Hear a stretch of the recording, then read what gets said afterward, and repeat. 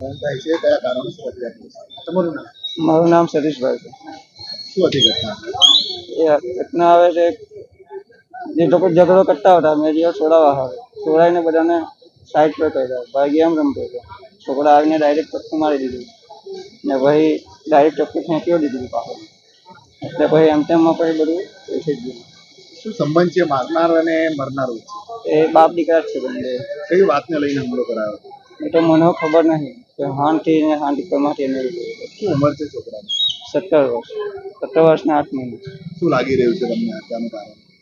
હવે એ તો મને ખબર નહીં. હવે આના સારું માર્યો તો એ મને નહીં ખબર. મારો ખુદનો જ ભાઈ છે તો હું કરું બોલ. તમારા ભાઈના પરિવારમાં કોણ કોણ છે? શું કામ કરતા હતા?